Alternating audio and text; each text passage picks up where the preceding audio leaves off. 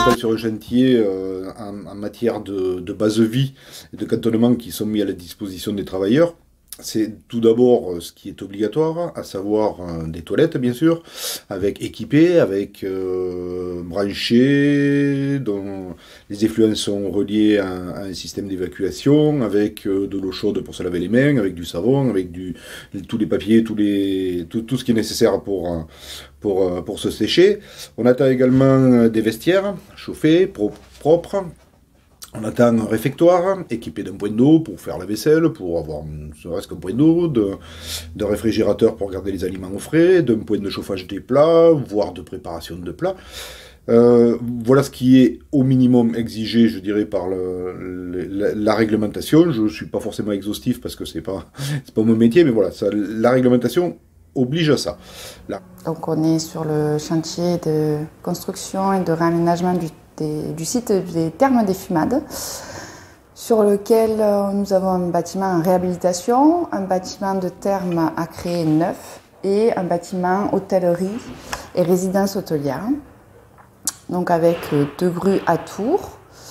On a un effectif en gros œuvre qui oscille environ entre 45 et 55 personnes au quotidien pendant 12 mois.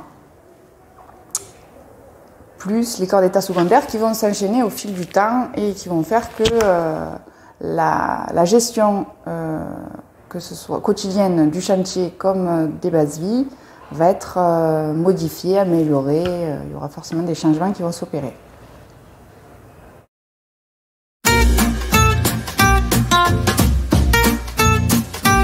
Sur les chantiers, malheureusement, c'est que c'est pas forcément respecté.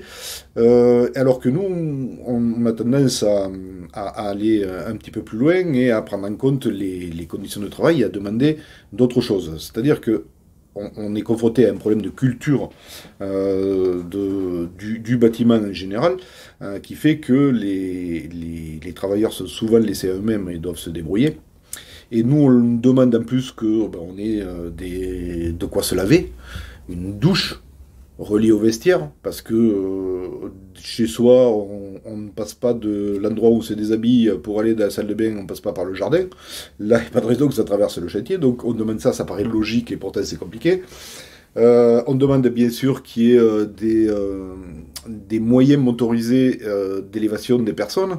Je prends l'exemple d'un chantier de construction d'un immeuble de 6 étages par exemple, le plaquiste qui travaille au 6e étage, qui est couvert de poussière à 2 plâtres, qui veut aller déjeuner ou qui veut satisfaire un besoin physiologique, il faut qu'il descende à pied les 6 étages, qu'il aille dehors quelque part, un endroit où au mieux il a une toilette chauffée, mais c'est très rare, il va se retrouver dans des toilettes chimiques à la température extérieure, c'est-à-dire à 0 degré si gèle. S'il veut aller déjeuner, si le réfectoire n'a pas été nettoyé, s'il n'y a pas de réfectoire, eh bien, il va se mettre dans sa voiture, il ne se sera pas lavé, il va manger, il va manger ce qu'il veut, mais qu'il n'aura pas pu préparer, qui sera froid, sans s'être nettoyé. En termes d'hygiène, c'est assez déplorable.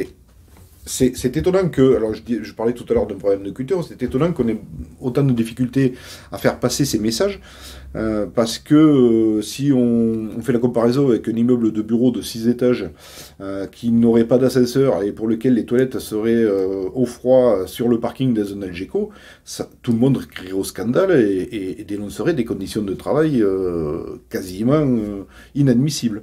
Et malheureusement, dans les chantiers, on est confronté à ce type de situation. Et l'élévation des personnes, c'est pas prévu non plus, malheureusement.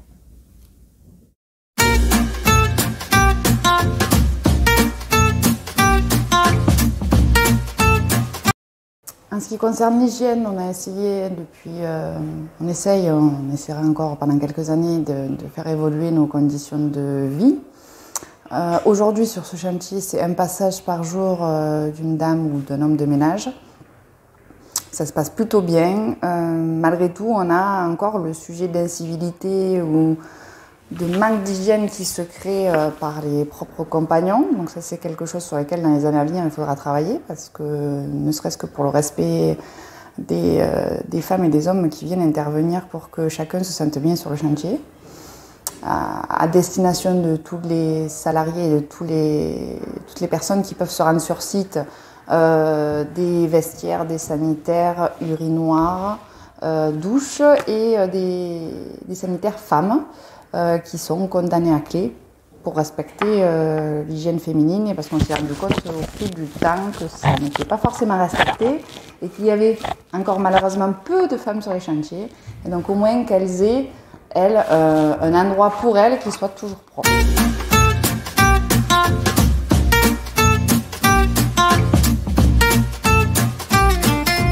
Comment aujourd'hui est perçue l'hygiène et les conditions de vie sur un chantier par les salariés? Je pense plutôt bien. C'est vrai qu'on leur demande peu leur retour. On sait aujourd'hui que tout ce qui est bonbonne à eau, qui est présente à 100% sur tous nos chantiers, sont très sollicités parce que forcément on réapprovisionne en permanence les bonbonnes à eau. Donc avoir de l'eau fraîche, avoir de l'eau tempérée, avoir de l'eau tout simplement qui soit potable, c'est quelque chose, je pense, qu'ils apprécient. Le confort, la clim, l'entretien des bases vie, c'est, je pense, essentiel, surtout quand on travaille à des températures extrêmes, que ce soit l'hiver et l'été, et les périodes de pause, et notamment celle de midi, sont, je pense, importantes pour leur confort et pour avoir un moment un peu à eux, ou de fraîcheur ou de chaleur. Après, l'entretien de tout ça est quand même une gestion assez compliquée au quotidien, puisque dès qu'il y a une panne, dès qu'une toilette se bouche, dès qu'un néon ne marche pas, voilà, si personne donne l'alerte, ça peut malheureusement rester tant que personne ne se déclare pour modifier cette non-conformité en quelque sorte.